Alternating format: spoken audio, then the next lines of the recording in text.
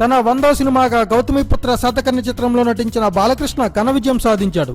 చారిత్రక కథాంశంతో తెరకెక్కిన ఈ సినిమా బాలయ్య కెరీర్లోనే అన్ని విధాలుగా తిరుగులేని రికార్డులు క్రియేట్ చేసింది. ఇదే ఊపులో బాలయ్య తన 101వ సినిమాకు రెడీ అవుతున్నాడు. బాలయ్య శాతకర్ణి తర్వాత చేస్తున్న సినిమా కావడంతో బాలయ్య తన నెక్స్ట్ సినిమా విషయంలో కూడా చాలా ప్రతిష్టాత్మకంగా ఉండేలా ప్లాన్ చేసుకుంటున్నాడు. బాలయ్య తన 101వ సినిమా కోసం 2-3 సినిమాలను పరిశీలనలో పెట్టాడు. ముందుగా కృష్ణవంశీ దర్శకత్వంలో రైతు సినిమాను పట్టాలెక్కించాలని ప్లాన్ చేశాడు బాలకృష్ణ. అయితే ఆ సినిమాలో కీలక రోల్లో బాలీవుడ్ బిగ్ బి అమితాబ్ బచ్చన్తో చేయించాలనుకున్న అమితాబ్ బిజీగా ఉండడంతో ఆ సినిమా క్యాన్సిల్ అయ్యింది. లేటెస్ట్ టాక్ ఏంటంటే కోలీవుడ్ డైరెక్టర్ కెఎస్ రవికుమార్తో బాలయ్య ఓ సినిమా చేసే ఆలోచనలో ఉన్నాడట. కోలీవుడ్లో రజనీకాంత్, కమల్ హాసన్ లాంటి స్టార్ హీరోలతో సినిమాలు చేసి హిట్లు కొట్టిన ఘనత రవికుమార్ సొంతం.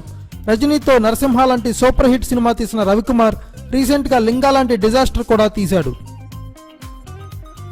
రవికుమార్ బాలయ్య బాడీ లాంగ్వేజ్ కు తగ్గ కథ రెడీ చేశాడట.